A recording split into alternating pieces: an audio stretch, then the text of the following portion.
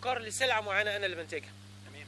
طالما انا اللي بنتجها وهي مش موجوده، انا بكده بقى يعني راجل شاطر بقى يعني وتاجر شاطر فبحدد السعر اللي انا عايزه. لا استنى، ربنا قال في القرآن: وإن لم تكن في آية متعلقة بالتجارة وبالمال وإنما متعلقة بالطلاق، عندما قال: ولا تعضلوهن.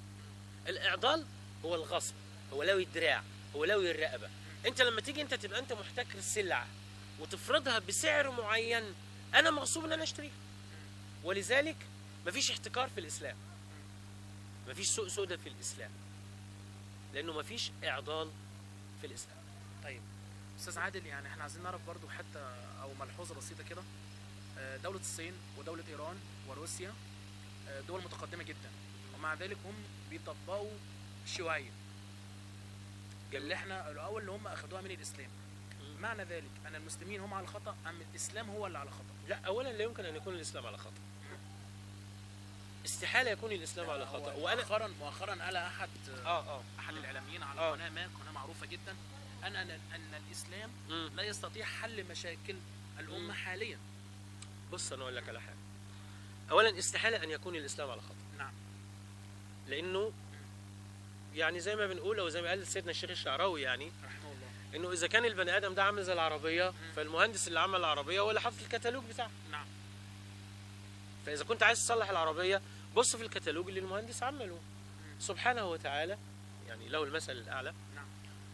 هو المهندس اللي عمل الدنيا واللي عمل البشر والقرآن والإسلام هو الكتالوج اللي نزله علشان يصلح ده. وعلى فكرة أنت ده ممكن آية واحدة من آيات القرآن تصلح كل مشاكل البشر الموجودين على وجه الأرض. نعم. بآية واحدة. نعم. لو فهمت فهما صحيحا. يعني تقصد حضرتك ان احنا اصلا عندنا فهم مغلوط او فهم خاطئ لتعاليم الاسلام كتير كتير لأمور كتيرة. يعني لما نيجي مثلا، ما هي حدود ما يجب لك وما لا يجب؟ اللي هي الحدود اللي هتبدأ تصطدم فيها بالآخر. لأنه يعني بص يا علي، الدين أساسا بيحدد لنا إيه؟ حدد لنا حاجات كتير. تقدر تعملهم في 4 خطوط. يعني لو قلنا إن الدين بيحدد لنا 4 علاقات. علاقة الإنسان بالخالق، وهي سر لا دخل لأحد فيه. نعم. لأنه زي ما قلنا هي فكرة في داخل عقل الإنسان لا يطلع عليها ولا يملك تغييرها إلا الإنسان نفسه. أنت ممكن ترفع عليا سلاح وتقول لي قول بحبك يا علي، فهقول لك بلساني بحبك يا علي، لكن أنا من جوايا ومن جوه وفي عقلي أنا بلعنك مليون مرة وأنت ما أنتش عارف ومش تقدر تحكم ده. فهو هنا العلاقة الأولى اللي هي العلاقة بين الإنسان والله سبحانه وتعالى علاقة لا دخل لأحد فيها. نعم. يعني لأنها علاقة سر. طيب يجي العلاقة الثانية اللي هي علاقة الإنسان بنفسه، وهذه أيضا علاقة لا دخل لأحد فيها. وهنا بقى اللي هو لا إكراه في الدين. طيب كده احنا أصبحنا عندنا علاقتين: علاقة الإنسان بربه وعلاقة الإنسان بخلقه بنفسه. وزي ما بنقول علاقة الإنسان بنفسه لأن هي أمور تتعلق بما يعود فيه النفع أو الضرر على الإنسان. تمام. ولا ولا يمتد للآخر. وهنا بقى بقول لك المفهوم اللي هو لا إكراه في الدين. ناس كتير جدا بيفهموها على أنها لا إكراه على الدين، لكن في فرق كبير جدا جدا ما بين في وعلى. نعم. بمعنى إيه؟ أنك لا تستطيع أن تكره أحد ولا يحق لك أن تكره إنسان لا يصلي على أنه يصلي. طبعا. ده داخل الدين بقى، في داخل الدين نفسه. ليه؟ لأنك إن رفعت عليه السلاح وأكرهته على أن يصلي وذهب ليصلي، على أي أساس سيحاسبه الله؟ هل سيحاسبه على أنه صلى لله أم صلى لأنه يخاف منك؟ ماشي؟ هذه العلاقة. الإنسان هنا لو ما صلاش الضرر يعود على مين؟ على الإنسان نفسه، عليه هو نفسه. هل يمتد ضرره إليك أو إلي؟ لا. يبقى ملناش دعوة. طيب كده علاقتين. هنا ده معنى لا إكراه في الدين. تمام. فإذا كان لا إكراه في الدين في داخل الدين نفسه، فمن باب أولى أنه لا إكراه على دين. نعم.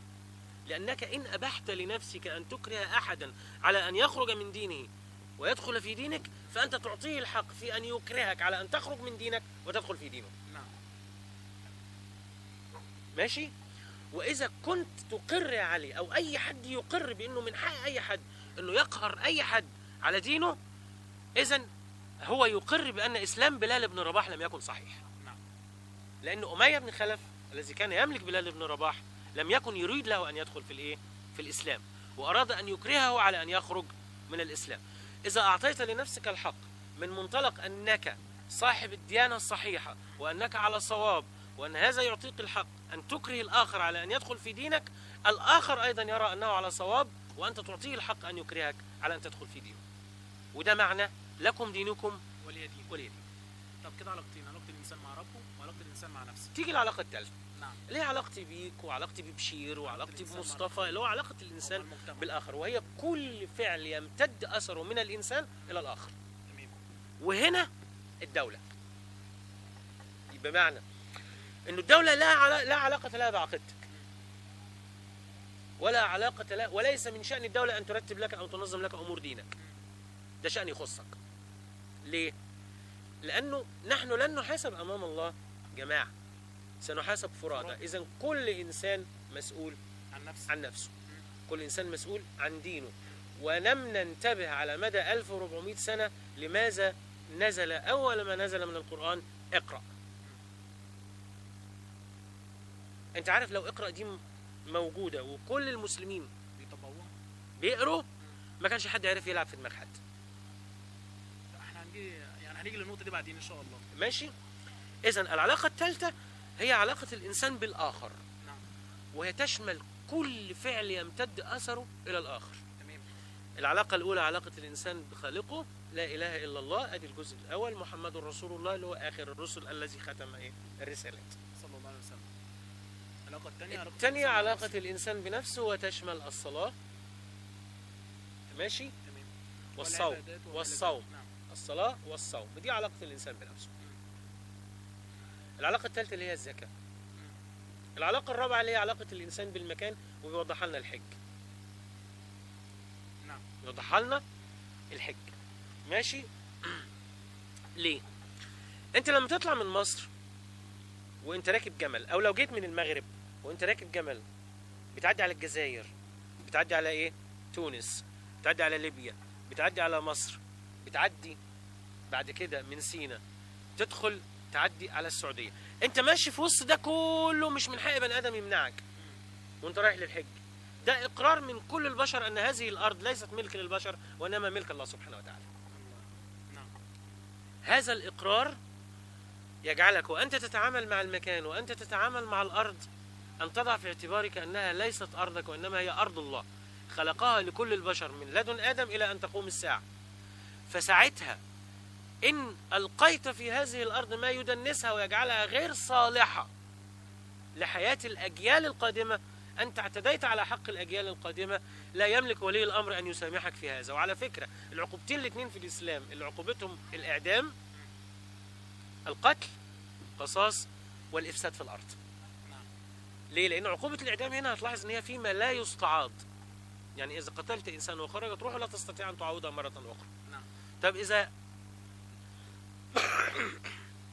عفوا، إذا نزلت سموم وأشياء في الأرض، السموم دي تسربت ونزلت ووصلت للمياه الجوفية، ستسمم حياة الأجيال القادمة. لا يستطيع ولي الأمر أن يعفو، لأن ولي الأمر ليس هو المتضرر. نعم. الذي يعفو هو صاحب الضرر، هو ولي الأذى. في القتل ولي الدم. طيب في إفساد الأرض بقى وتلويثها، هتجيب الأجيال القادمة إزاي علشان تسألها إذا كانت مسامحة ولا مش مسامحة؟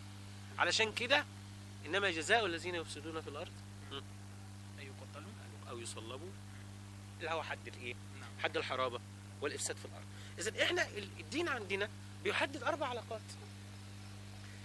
لماذا تغفل عينك عن العلاقة الأصلية التي لك حكم فيها وتذهب لتتكلم في علاقات ليس لك حكم عليها؟ بمعنى وذكر فذكر إنما أنت مذكر لست عليهم بمسيطر. لست عليهم بمسيطر. بمعنى إيه؟ إنك مهما رفعت سلاحك ومهما استخدمت القوة والكلام من ده كله، أنت من الممكن أن تسيطر على الإنسان اقتصاديا، تسيطر عليه سياسيا، تسيطر عليه بدنيا، ولكن لا يعني يستحيل أن تستطيع أن تسيطر عليه فكريا ووجدانيا. نعم. لن تستطيع أن تسيطر عليه فكريا إلا بقناعة من نفسه، ولن تستطيع أن تسيطر عليه وجدانيا إلا إذا فعلت له ما يحببك إليه، وده معنى الإسلام.